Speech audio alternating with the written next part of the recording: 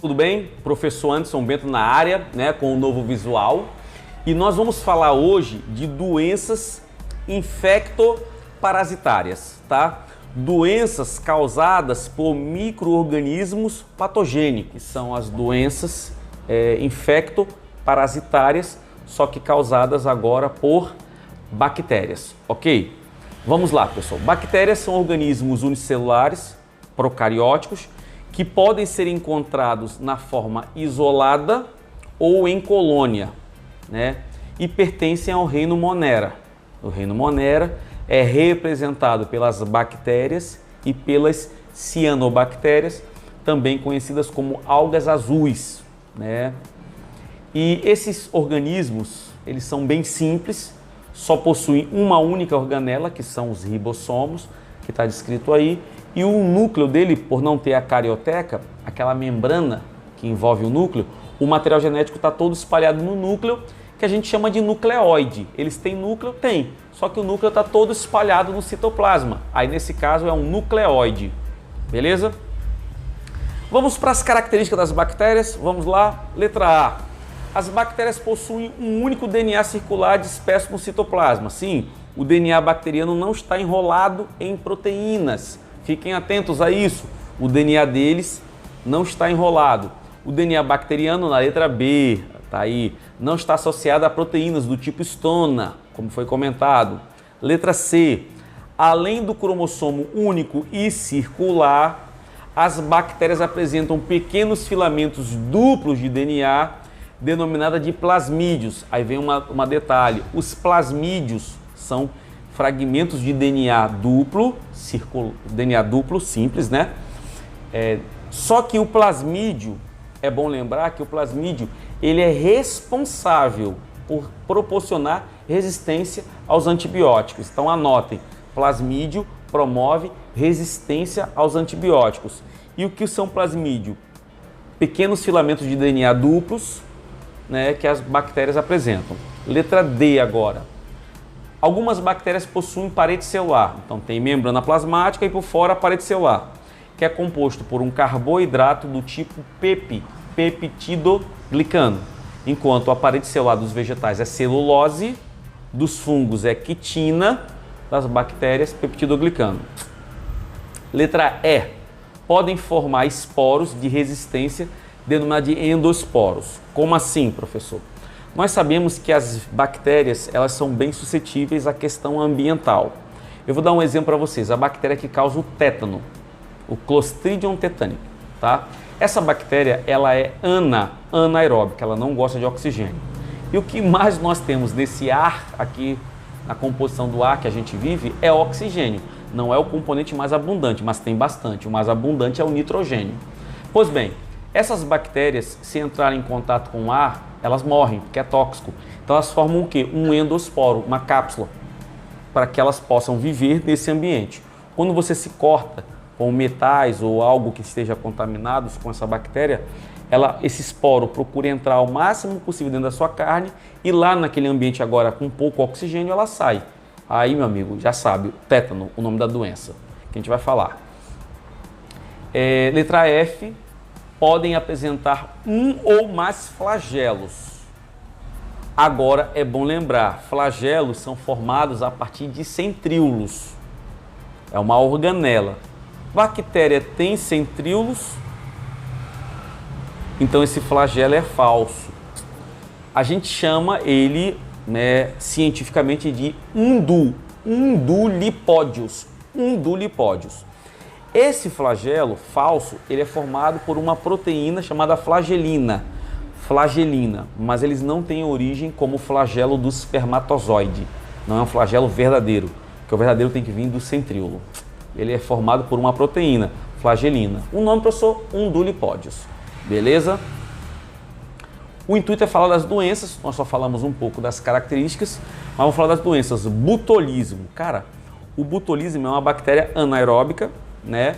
O Clostridium botulinum é uma bactéria anaeróbica estrita, ou seja, ela vive somente sem oxigênio.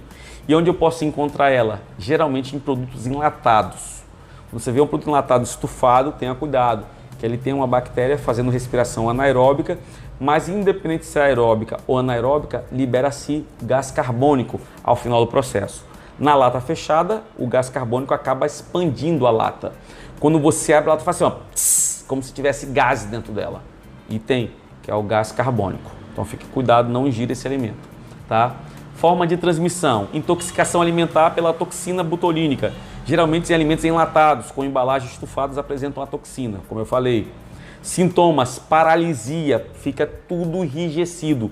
Se você ingerir, você infelizmente morre porque você para de respirar. Como assim? Os seus músculos involuntários, que são os músculos que a gente não controla, eles paralisam, mesmo sem você querer, por causa da toxina, então cuidado. Tratamento, uso de antitoxinas e vacina, ela é pouco eficiente, então não tem uma vacinação específica, né, eficiente. Profilaxia consiste em não comer esses alimentos enlatados. Só que a indústria estética aproveitou uma oportunidade e percebeu que se eu aplicasse a toxina botulínica nos músculos da face, que é o famoso Botox, a musculatura fica o quê?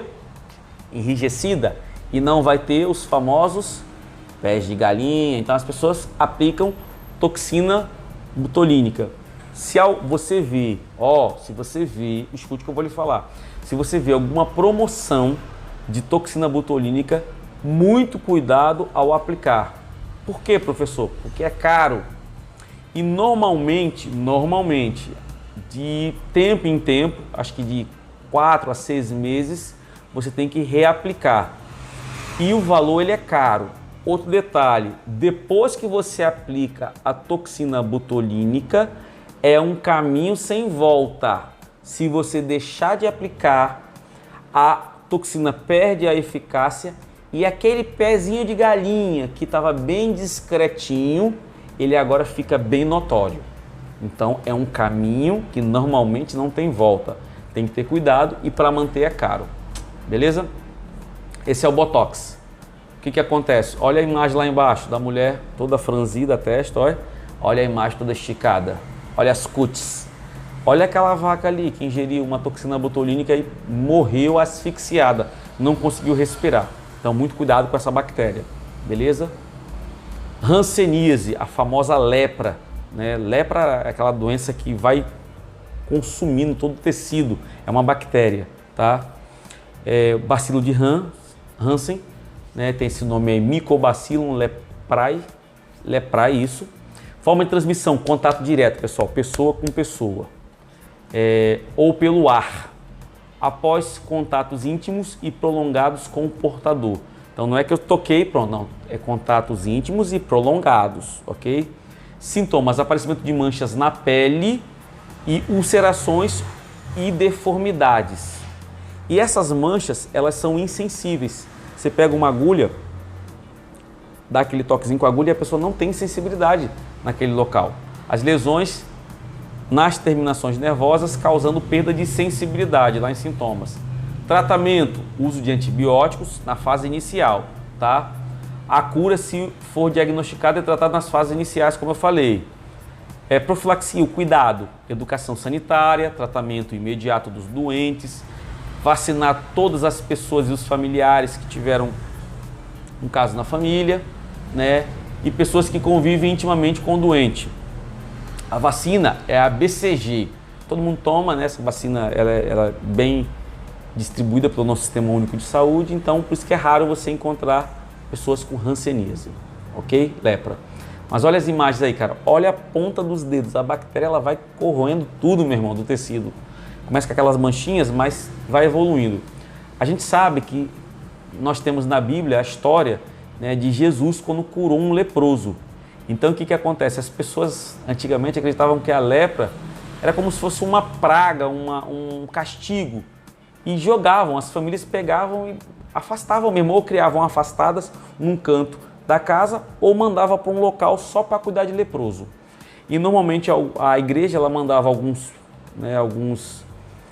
pessoas, alguns padres, algumas pessoas que a igreja acreditava que deveriam estar ali para cuidar dos leprosos. Então, era uma situação bem triste mesmo, bem deplorável, que a pessoa que pegava essa doença aí não tinha cura naquela época.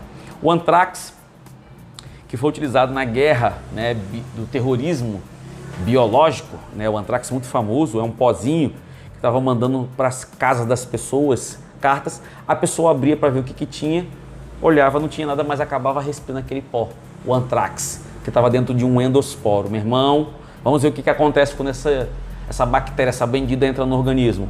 É o Bacillus anthrax, forma de transmissão e gestão de alimentos contaminados ou inalação pelos esporos, pelo ar. Objetos ou solo contaminados podem permanecer infectantes durante décadas. Então ele aguenta ali naquela carta. Por isso que as pessoas mandam a carta, pode demorar meses para chegar a carta, mas vai chegar. E a bactéria está ali protegidazinha dentro do endosporo. Sintomas: cutânea, lesão na pele que evolui durante um período de 2 a 6 dias. Do estágio da pápula para vesícula e pústula, progredindo para cicatrizes negras e profundas, ou seja, termos totalmente técnicos que vai causar fortes feridas na pele. Resumindo, fortes ulcerações, inclusive de cor escura, tá? Inalatória, entrou no meu sistema respiratório. E agora, vamos lá. Inicia com febre, dor de cabeça, cefaleia, vômitos, tontura, fraqueza do abdominal e dor torácica. Progride com piora do quadro respiratório, levando à morte. Pense numa doençazinha bendita. E os caras descobriram que era uma forma de mandar e passar tranquilamente. É brincadeira? Tratamento: uso de antibióticos. A cura, se for diagnosticado, tratado nas fases iniciais. Né? Vacinação: no Brasil não possui a vacina. Tratamento dos doentes e educação da população. Né? Então o antrax está aí. Olha as feridas escuras. A pele chega a ficar com uma cor bem escura. Feridonas, né? Ó, tá aqui, tá vendo esse desenhozinho da mãozinha segurando? Então, bactéria usada como arma biológica, tá? O antrax. Febre maculosa é transmitida por picadas de pulgas e carrapatos, né? Vamos lá. Fica através de carrapatos, pulga não, carrapatos, tá? Através da picada de carrapatos contaminados da espécie específica, conhecida popularmente como carrapato estrela. Fêmeas contaminadas transmitem a bactérias para os ovos. Então, a transmissão de uma mãe para os seus filhotes. A febre sintomas dessa febre maculosa, que é transmitida a bactéria pela fêmea, né, pela picada da fêmea, que é hematófaga. Febre moderada e alta, que dura geralmente de 2 a 3 semanas, acompanhadas de cefaleias, calafrios, congestão das conjuntivas, né, a conjuntiva fica inflamada, vermelha. Fase crônica pode causar hepatosplenomegalia, não sei dizer especificamente o que é, mas eu posso pesquisar, edema pulmonar, pneumonia e etc. Então é uma doença que ataca principalmente o pulmão, né? Então dificuldade respiratória é um dos sintomas. A febre maculosa, como foi falado, o carrapato, né, ao picar os animais, ele pega do animal e acaba, ao picar um ser humano, transmite agora para o ser humano. Então, realizar profilaxia, realizar o estudo epidemiológico das áreas de risco, identificar onde estão as áreas de risco, evitar caminhar em áreas conhecidas, áreas que estão infestadas desse tipo de carrapato estrela, né? Uso de calçados e calças compridas, nunca andar no mato porque os carrapatos ficam na vegetação, né? Ou andando ali rastejando o solo. Então estão doidos para achar um corpo quentinho para poder pegar. Eles são atraídos pelo calor, tá? E se alimentar. Porque os mamíferos são animais homeotérmicos, então a temperatura do corpo ela está sempre constante ali. Então eles são atraídos pelo calor. E dar banho em animais domésticos com produtos para matar os carrapaticidas, né? Produtos para matar o carrapato, ok? Então lembre, tem que ter cuidado com essa doença que é a febre maculosa, que é transmitida por meio da picada do carrapato. E nós vamos falar agora, né, nessa aula agora, nós vamos dar continuidade, nós estamos falando agora das doenças causadas por vermes. Nós temos os vermes dos grupos dos plateumintos, vermes de corpo achatado, dorso ventralmente, né? E temos os vermes arredondados, que são os nemateumintos, os plateumintos e os nemateumintos. Tanto plateumintos são acelomados. nemateumintos são pseudocelomados, tem um falso celoma. E o que é o celoma? É a cavidade geral onde ficam alojados todos os órgãos. Beleza? Vamos falar do primeiro verme, que é o Esquistossoma mansoni, né? A classe dele é dos trematódeas. É um plateuminto cuja classe é trematódea. Tá? Esse verme, é bom lembrar que a gente pega ele tomando banho em lagos e rios contaminados. Como assim, professor? Antes, me explique melhor. Uma pessoa doente, ao defecar nas suas fezes, saem os ovos, né, da fêmea, porque o macho e a fêmea, né, reproduzem, não é hermafrodita, tem macho e tem fêmea, a fêmea é bem maior, o macho menorzinho, mas eles acasalam. E a fêmea, ela libera vários ovinhos, e das características do ovo desse verme é ter um espinho. Como é que se reconhece o ovo desse animal, professor? Um espinhozinho na ponta. Então, esse ovo entra em contato com um lago, né, não foi tratado, jogou num rio, num lago, e sai uma larvinha. Anote o nome dessa larva, miracídio. Sai o miracídio, que vai procurar um caramujo. Tá aí o desenhozinho dela aí, o caramujo. Lá dentro do caramujo, esse miracídio faz reprodução assexuada. Anotem, assexuada. Então, a reprodução assexuada é dentro do caramujo. Anotem, reprodução assexuada ocorre em hospedeiros intermediários. Hospedeiros intermediários fazem reprodução assexuadas. Desse caramujo vai sair agora a larvinha, que antes era miracídio e agora virou cercária. Entra no caramujo miracídio, dentro do caramujo faz reprodução assexuada, não precisa de macho e fêmea, e vira agora uma larva infectante, cercária, que consegue sair do caramujo e fica até 3 dias na água nadando. Meu irmão, se você estiver tomando banho num lago ou no rio contaminado e tiver cercária, ela entra pela pele. Tanto que tem um ditado, se nadou e coçou, é porque pegou. Então, a cercária, que é a forma infectante que saiu do caramujo, é que causa a esquistossomose, também conhecida como barriga d'água, porque o baço acaba inchando, então a barriga fica inchada. O nome da doença é barriga d'água. Modo de prevenção, lá no cantinho. Penetração ativa, modo de infecção, desculpe, penetração ativa das larvas cercária. Cercária é aquela que saiu do caramujo, né? Forma de prevenção, não tomar banhos em lagos e rios suspeitos, contaminados.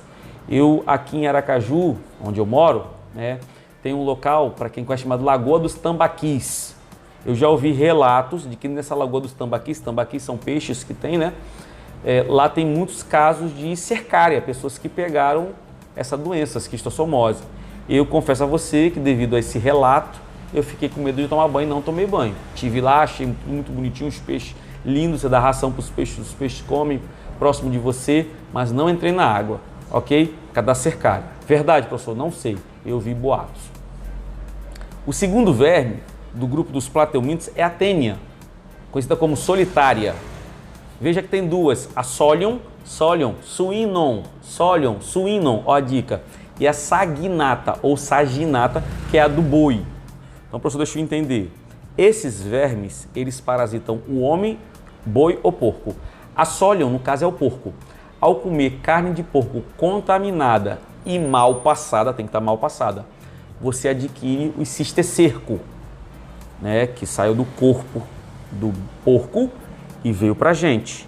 Lá dentro, esse cisticerco vai virar uma larva maior e vai crescer. Aí vai virar a tênia, teníase, tênia solion. Se acontecer isso comendo carne de boi mal passada, você vai adquirir os cisticercos, só que nesse caso é a tênia saginata. Qual é a diferença? A solion tem ganchos na cabeça, né? Ganchos. A saginata tem ventosas, tá? Mas uma e a outra são adquiridas comendo carne de boi ou de porco mal passado. Sempre carnes pouco, né? Desde que estejam contaminadas também. A classe é cestódia, é bom saber isso. Qual é a classe do esquistossoma? Trematódia. E a classe desse, cestódia? Eles vivem aonde? No intestino, né? O verme cresce, pode chegar até 12 metros de comprimento.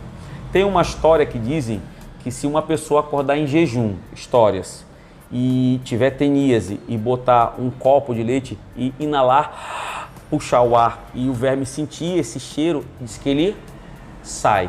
Sou verdade ou mentira? Já ouvi relatos, Beleza? Boi ou porco, né? Modo de transmissão, ingestão de carnes mal passadas. Tem uma doença chamada cisticercose. Anotem, cisticercose.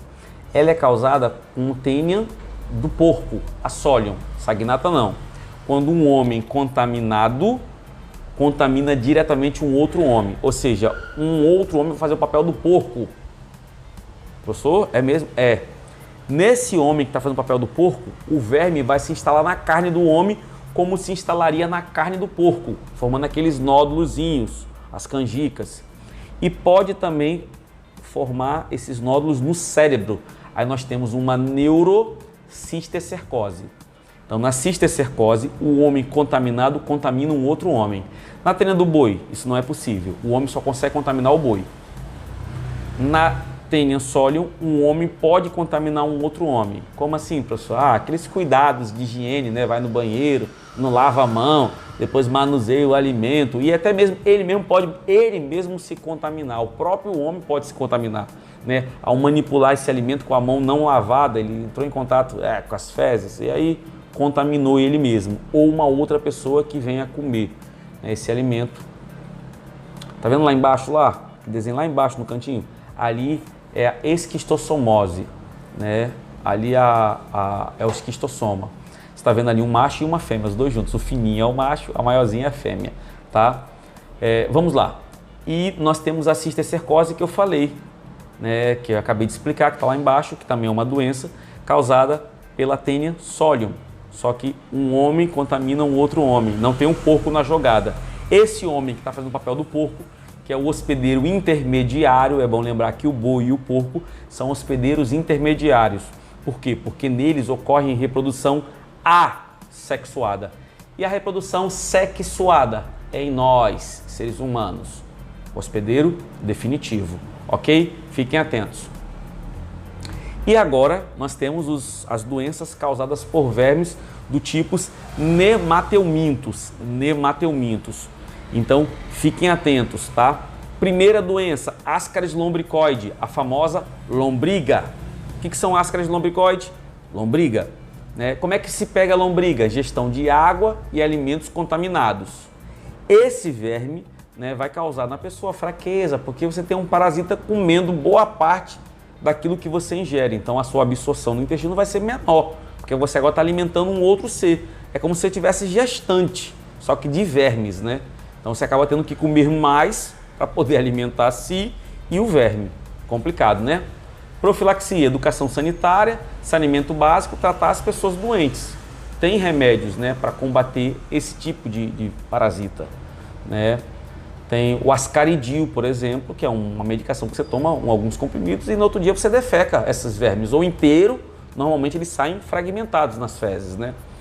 Enteróbios vermiculares, esse é danadinho, esse é pequenininho, pense num bichinho miudinho, esse verme miudinho mesmo, bem pequenininho, assim, do tamanho de um alfinetezinho, menor que um alfinete, da finura de um alfinete, mas menor que um alfinete.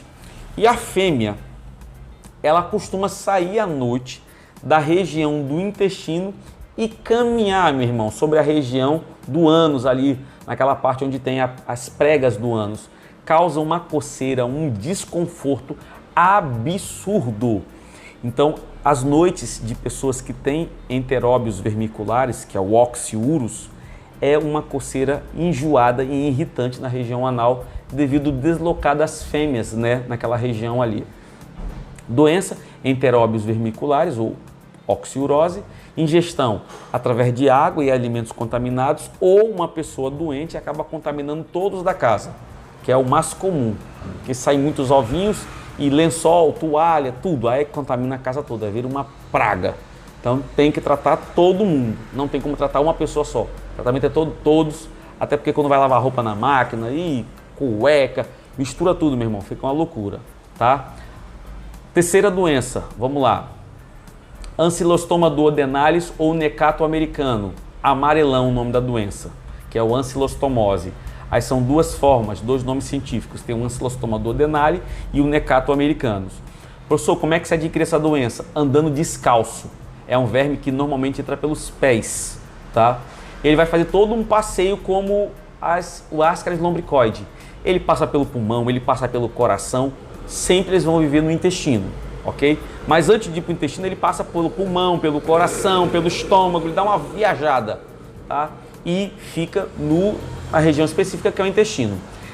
O amarelão em si, ele se alimenta de sangue, ele fica na veia porta hepática, então ele fica se alimentando de sangue. A pessoa tende a ficar anêmica, porque o verme, ele não come o que você come, ele quer sangue. Então, o problema é isso. Então, a pessoa fica anêmica, aí tem que tratar, né?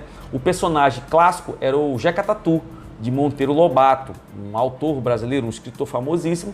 Ele tem um personagem chamado Jeca Tatu, um sertanejo, um cara interiorano, que andava descalço e ele era amarelo, e devido ao amarelão. Então, vamos lá para a profilaxia, lá no canto do amarelão. Educação sanitária, saneamento básico e o uso de calçados. Próximo, o Cheiraria Bancroft. Isso aí eu lembro de uma menina que trabalhou lá em casa. O nome da doença, elefantíase. Meu irmão, é um verme que é transmitido pela picada de um mosquito. Mosquito do gênero Culex, ok? Na saliva do mosquito tem essa microfilária, né? Essa microfilária, ela vai entupir os vasos linfáticos. O que são vasos linfáticos? São vasos que trabalham paralelos, em parceria com os vasos sanguíneos. Neles percorrem o linfa, que é o excesso de líquido que sai dos vasos. Porque você sabe que o sangue tem o plasma e tem a parte dos elementos figurados, a célula.